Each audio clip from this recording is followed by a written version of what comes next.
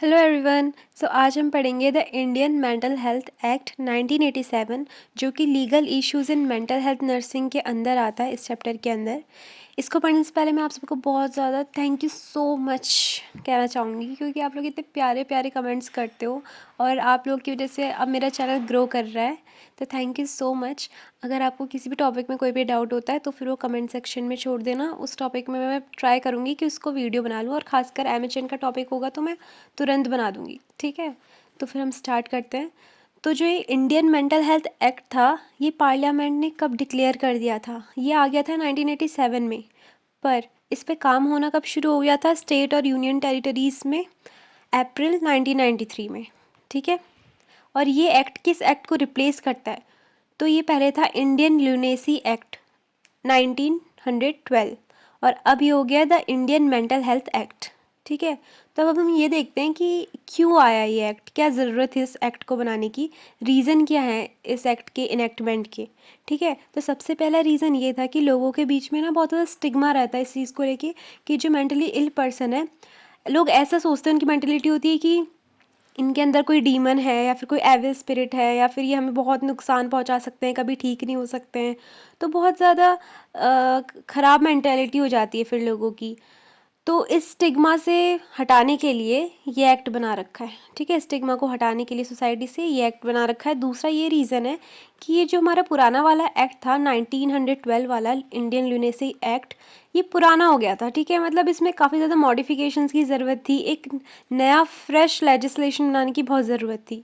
इसीलिए भी ये हमारा जो न्यू वाला है the Indian mental health act 1987 ये आया। तो दो रीज़न क्या थे, एक तो था स्टिग्मा को हटाने के लिए जो सोसाइटी में है मेंटली इल लोगों के लिए, दूसरा एक फ्रेश लेजिस्लेशन बना के लिए। ओके, तो हम देखते हैं क्या ऑब्जेक्टिव्स थे इंडियन मेंटल हेल्थ एक्ट के। सबसे पहला ऑब्जेक्टिव है एडमिशन करवाना है मेंटली इल पेशेंट का साइकेट्रिक हॉस्पिटल्स में एंड साइकेट्रिक नर्सिंग होम्स में। दूसरा है कि प्रोटेक्ट करना है हमें सोसाइटी को from the presence of mentally ill person, क्योंकि जैसे सीजोफ्रेनिक पेशेंट होते हैं तो कई बार उनको हेलुसिनेशन डिल्यूजन जब होते हैं तो किसी को हार्म कर सकते हैं। तो सोसाइटी को सेफ़ रखने के लिए हम एक इंस्टीट्यूशन बना लेंगे, जैसे कि ये साइकेट्रिक हॉस्पिटल्स या फिर साइकेट्रिक नर्सिंग होम, जहाँ पे बाकी लोग भी सेफ़ रहेंगे मेंटली इल पीपल से। फिर है to protect citizen from being detained in psychiatric hospitals nursing homes without sufficient cause. कई बार ऐसा होता है, फॉर एग्जांपल मैं आपको बताती हूँ कि कुछ फैमिलीज़ होती हैं, वहाँ पे आपस में कॉन्फ्लिक्ट्स चलते हैं, तो कई बार क्या करते हैं कि किसी पर्टिकुलर पर्सन फैमिली मेम्बर पे एलिगेशंस लगा देते हैं, ये कह देते हैं कि ये मेंटली इल है और ज़बरदस्ती उसका एडमिशन करवा देते हैं, कुछ भी मतलब रीज़न दे के। पर वो सफिशिएंट कॉज होनी चाहिए ना उसके लिए, सही में कोई इंसान मेंटली इल होना चाहिए तभी उसका एडमिशन होगा। तो फिर इस चीज़ से किसी भी सिटीज़न को प्रोटेक्ट करने के लिए भी ये लॉ आ रखा है। ठीक है, सॉरी ये एक्ट आ रखा है। उसके बाद है to regulate maintenance charges of psychiatric hospital nursing home. अब जो साइकेट्रिक हॉस्पिटल नर्सिंग होम है उनको मेंटेन करने के लिए भी तो कुछ चार्ज, कुछ मनी ये सब चाहिए होगा ना, तो ये भी प्रोवाइड करता है। फिर है to provide facilities for establishment and guardianship of mentally ill person. अब कुछ मेंटली इल पर्सन होते हैं, जिन पेशेंट होते हैं जिनके पास अपने गार्जियंस नहीं होते हैं। ठीक है, कुछ के पास होते हैं, कुछ के पास नहीं होते हैं।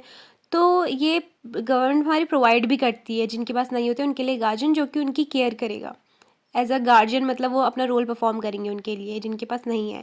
फिर है to establish central and state authorities for mental health services. Mental health services के लिए ये क्या करवाती है हमारी गवर्नमेंट, सेंट्रल और स्टेट अथॉरिटीज़ को स्टैब्लिश करवाएगी।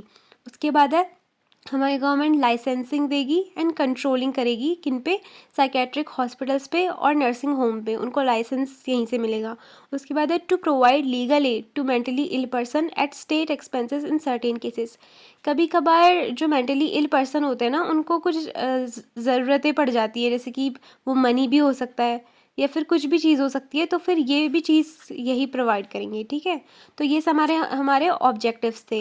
अब हम देख देते हैं कि सेलिएंट फीचर्स क्या हैं इस एक्ट के।